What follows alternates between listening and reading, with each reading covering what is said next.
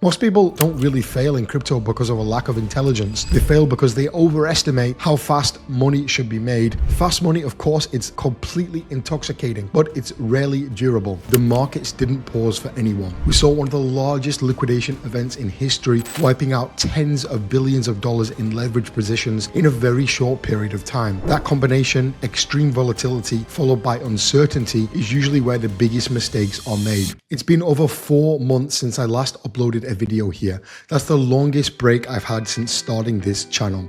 During that time, the markets didn't pause for anyone.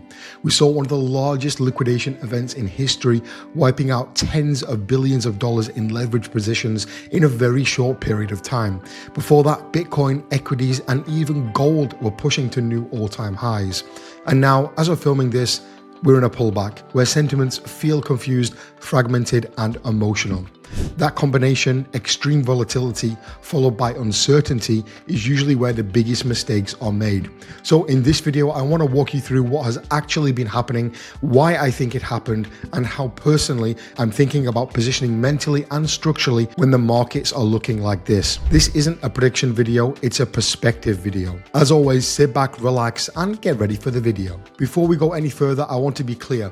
Crypto assets are extremely high risk. Prices can move violently, liquidity can vanish, and losses can happen very, very quickly. Everything I share in my video is my own personal opinion based on my own personal experiences and observations. Nothing in this video is financial advice. And if you're watching this in the UK, United States, or UAE, please only interact legally with crypto registered and compliant platforms in your jurisdiction. All right, let's get into the video. So the recent liquidation event wasn't just big, it was structurally important. At the time, open interest across crypto was near all-time highs and positioning was overwhelmingly one-sided.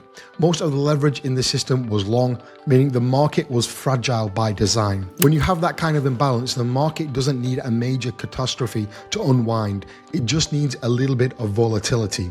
Once price starts to slip, long liquidations triggered, stop losses fired, and the market makers step back to avoid absorbing big losses.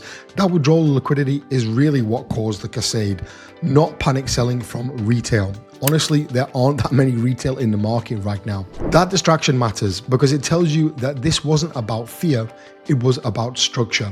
And structures like that don't disappear really after one event. They repeat whenever leverage builds faster than real demand. And that's exactly what we're seeing in the market right now. Whenever I see events like this, I don't immediately think in terms of price. I think in terms of exposure, solvency, and optionality. If a single market move can wipe out someone emotionally or financially, that's not a market problem. That's an exposure problem. From my own experience, the biggest edge most people can develop isn't really information. It's staying solvent long enough to benefit when conditions improve. That's why I set myself up in the bull market to hopefully last the bear market to get to the next cycle. But we can talk about that more in other videos. That means understanding how much risk you're actually carrying, how correlated your positions are, and how quickly things can move against you when liquidity disappears. None of that requires prediction, it requires realism and patience. One thing that really confused a lot of people this cycle is Bitcoin and equities pushed higher while most altcoins lagged behind. To me, that makes perfect sense. Bitcoin benefits first when liquidity expectations improve, when institutions step in, and when uncertainty decreases. Altcoins usually need confidence and then follow through liquidity to move meaningfully.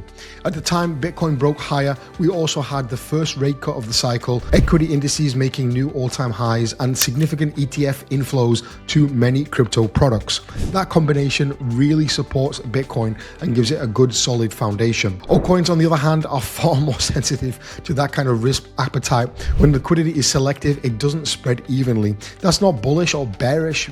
Really, it just really shows how capital behaves. One of the biggest drivers which I watch is liquidity, not headlines.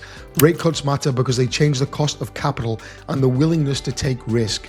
But markets don't wait for cuts to happen. They price expectations well in advance of these rates actually happening. That's why delays, uncertainty, or shifting guidance can matter just as much as the rate cuts themselves. Another layer here is leadership at the Federal Reserve. With Jerome Powell's term ending in 2026 and the likelihood of a more growth-orientated replacement, the long-term direction of the monetary policy is a really, really relevant thing for risk assets like crypto. None of this guarantees upside, of course, but it does shape the environment assets operate in. And of course, if there's a better environment, the assets could do better, of course. For years, crypto existed in regulatory limbo land. Of course, we all know that. Rules weren't really clear, enforcement came before definition, and that discouraged serious capital from fully engaging with the market and deploying into the market. What's changed recently is not that regulation really disappeared, to be honest. It's just the structure is forming, and it does take time. Frameworks around stablecoins, asset clarification, market structure reduces uncertainty, and they don't really remove risk, they just remove ambiguity. From my perspective, that is a prerequisite for a massive scale. Retail doesn't return in size unless it feels protected, and institutions don't allocate meaningfully unless rules exist and they feel safe doing so.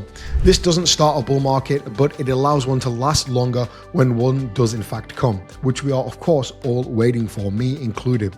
When I talk about narratives, ecosystems, platforms, and sectors, I don't really treat them as trades. I treat them as attention funnels. Capital flows to attention, as we all know. Attention these days is currency. Liquidity flows to activity, and volatility then flows to both. When I look at areas like exchange ecosystems, buyback models, on-chain trading platforms, or infrastructural plays, I'm not looking for guarantees, honestly. I'm looking for where attention is clustering and why. That's not actionable advice, that's contextual awareness. And really, you need to be paying attention to where the liquidity is flowing if you want to catch these trends. That is exactly what I am doing. Most people, honestly, they don't really fail in crypto because of a lack of intelligence. They fail because they overestimate how fast money should be made, underestimate how long cycles actually take, and emotionally react instead of structurally preparing. Fast money, of course, it's completely intoxicating, but it's rarely durable. From what I've seen, the people who are surviving long-term are the ones who adopt boredom, respect drawdowns, and prioritize staying in the game.